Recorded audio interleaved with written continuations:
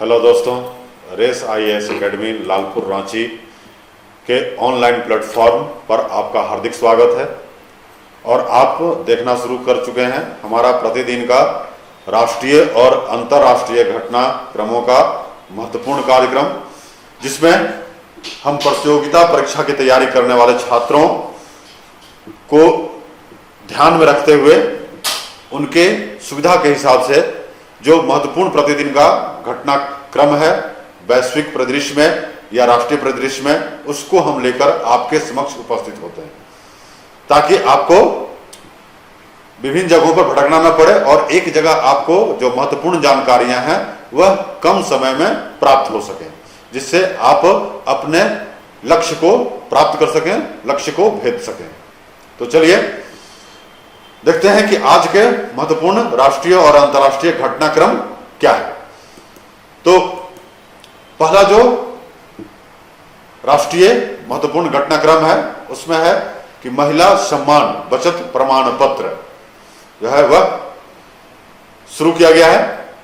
सरकार ने महिलाओं को ज्यादा जो है विभिन्न क्षेत्रों में आप देख रहे हैं कि उन्हें सशक्त बनाने का प्रयास कर रही है, और इसी के तहत जो है सरकार ने महिला सम्मान बचत प्रमाण पत्र जो है वह इश्यू करने का घोषणा किया है, उसको जारी करने का। तो चलिए देखते हैं इसमें क्या है। तो the government allowed all public sector banks to implement and operate the Mahila Samman saving certificate 2023.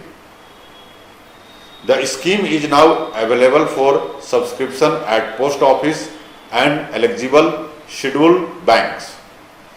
Under this scheme, the account can be opened for 2 years on or before March 31, 2025.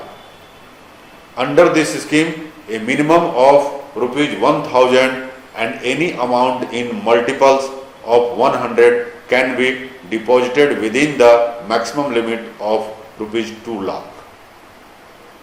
तो सरकार ने सभी सार्वजनिक क्षेत्र के बैंकों को महिला सम्मान बचत प्रमाण पत्र 2023 को लागू करने और संचालित करने की अनुमति दी है। यह योजना अब डाकघरों और पात्र अनुसूचित बैंकों में सब्सक्रिप्शन के लिए उपलब्ध है। इस योजना के तहत 31 मार्च 2025 को या उससे पहले 2 साल के लिए खाता खोला जा सकता है। इस योजना के तहत न्यूनतम 1,000 रुपये और 100 के गुणक में कोई भी राशि अधिकतम 2 लाख रुपए की सीमा के भीतर जमा की जा सकती है। तो यह है महिला सम्मान बचत प्रमाण पत्र जो लाया जा रहा है सरकार के द्वारा। अब अगला जो महत्वपूर्ण घटनाक्रम है उसमें एंड्रॉयड आधारित मोबाइल ऐप।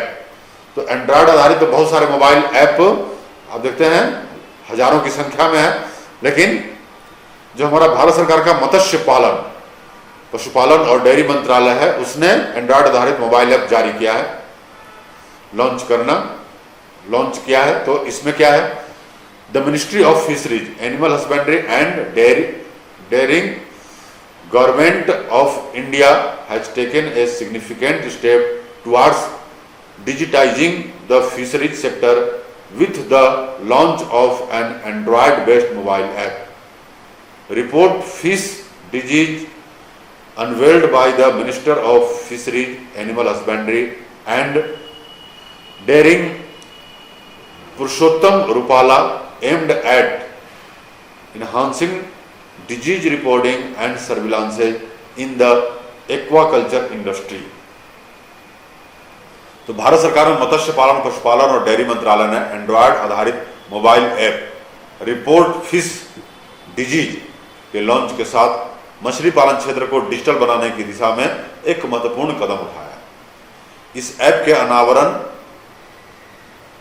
मत्स्य पालन, पशुपालन और डेयरी मंत्री श्री पुरुषोत्तम रूपाला ने किया, जिसका उद्देश्य जलीय कृषि उद्योग में रोग रिपोर्टिंग और निगरानी को बढ़ाना है।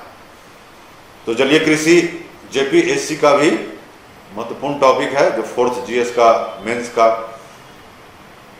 जो हमारा सब्जेक्ट है उसमें। अगला है मील का पत्थर हासिल किया। तो क्या चीज मील का पत्थर हासिल किया है, तो चलिए देखते हैं। Virgin galactic achieved a significant milestone as it successfully conducted its first commercial suborbital flight named Galactic 01 with a crew consisting of 2 Italian Air Force officers, an aerospace engineer, a Virgin Galactic instructor and 2 pilots. The VSS Unity space plane lifted off about 80 kilometre above the New Mexico desert. तो Virgin Galactic ने एक महत्वपूर्ण मील का पत्थर हासिल किया क्योंकि इसने अपनी पहली वाणिज्यिक उपकक्षीय उड़ान का सफलतापूर्वक संचालन किया, जिसका नाम गैलेक्टिक 01 था। 2 इतालवी वायुसेना के अधिकारियों, एक एरोस्पेस इंजीनियर, एक वर्जिन गैलेक्टिक प्रशिक्षक और 2 पायलटों वाले चालक दल के साथ VSS unity space plane New Mexico रेगिस्तान से लगभग 80 किलोमीटर ऊपर चला गया। अगला जो आज का महत्वपूर्ण घटना है, उसमें समझौता ज्ञापन पर हस्ताक्षर किए गए। तो the Gujarat government signed an MOU with US based computer storage chip maker Micron to set up a USD 2.75 billion semiconductor assembly and testing facility at Sanand in Ahmedabad district. The rupees 22,500 crore project is an important milestone in India's journey towards self-reliance in memory chip manufacturing. तो गुजरात सरकार ने अहमदाबाद जिले में 2.75 अरब अमेरिकी dollar की semiconductor assembly और परीक्षण सुविधा स्थापित करने के लिए अमेरिका स्थित कंप्यूटर स्टोरेज चिप निर्माता माइक्रोन के साथ एक समझौता ज्ञापन पर हस्ताक्षर किए। 22,500 करोड़ रुपए की लागत वाली यह परियोजना मेमोरी चिप निर्माण में आत्मनिर्भरता की दिशा में भारत की यात्रा में एक महत्वपूर्ण मील का पत्थर है। अगला जो आज का महत्वपूर्ण खबर है वह है छत्तीसगढ़ के उप मुख्यमंत्री बनाया गया है। किसे? तो TS Singhdeo became the deputy chief minister of Chhattisgarh. TS Singhdeo Chhattisgarh के उप मुख्यमंत्री बने। अगला घटनाक्रम है उत्पादन में गिरावट। The growth rate of 8 core infrastructure sectors remained at 4.3% due to decline in production of crude oil, natural gas and electricity. कच्चे तेल, प्राकृतिक गैस और बिजली के उत्पादन में गिरावट के कारण 8 प्रमुख बुनियादी ढांचा क्षेत्रों की वृद्धि दर 4.3% बनी रही। अगला घटनाक्रम है कि MGNREGS यानी Mahatma Gandhi national rural employment है, यह इसके द्वारा भुगतान की जो सीमा है उसको स्थापित किया गया। तो union minister of rural development extended the deadline of mandatory payment of MGNREGS through Aadhaar based payment system till August 31। तो केंद्रीय ग्रामीण विकास मंत्रालय ने आधार आधारित भुगतान प्रणाली के माध्यम से MGNREGS के अनिवार्य भुगतान की समय सीमा 31 अगस्त तक बढ़ा दी है। वित्त मंत्रालय ने घोषणा की है। क्या है घोषणा? तो the finance ministry has announced the implementation of a new tax collection at source rule which includes a higher rate of 20% on foreign remittance under the liberalized remittance scheme will be postponed by 3 months. This rule will now come into effect from October 1 instead of July 1, 2023. This decision was taken to give adequate time to the banks and card networks to set up the necessary IT-based solution.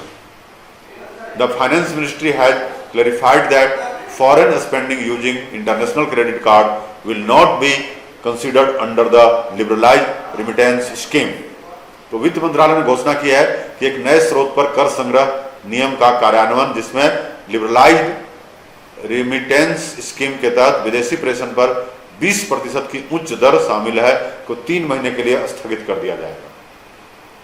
यह नियम पहले से निर्धारित 1 जुलाई 2023 के बजाय अब 1 अक्टूबर से लागू होगा। यह निर्णय बैंकों और कार्ड नेटवर्क के आवश्यक IT आधारित समाधान स्थापित करने के लिए पर्याप्त समय देने के लिए किया गया था। वित्त मंत्रालय ने स्पष्ट किया है कि अंतरराष्ट्रीय क्रेडिट कार्ड का उपयोग करके विदेशी खर्च को लिबरलाइज्ड रेमिटेंस स्कीम के दायरे में नहीं माना जाएगा। अगला जो महत्वपूर्ण है कि दुनिया के सबसे मूल्यवान बैंकों में गिनी जाएगी। क्या गिनी जाएगी? तो historic milestone for India's banking industry, home grown HDFC will soon be counted among the world's most valuable banks. HDFC has gained the 4th position in terms of equity market capitalization following the completion of its merger with Housing Development Finance Corporation. With a valuation of around $172 billion, with new entity is set to redefine the global banking landscape. तो भारत के banking उद्योग के लिए एक ऐतिहासिक मील के पत्थर में घरेलू कंपनी HDFC जल्द ही दुनिया के सबसे मूल्यवान बैंकों में गिनी जाएगी। हाउसिंग डेवलपमेंट फाइनेंस कॉर्प के साथ विलय पूरा होने के बाद HDFC के इक्विटी बाजार पूंजीकरण के मामले में चौथा स्थान हासिल किया है।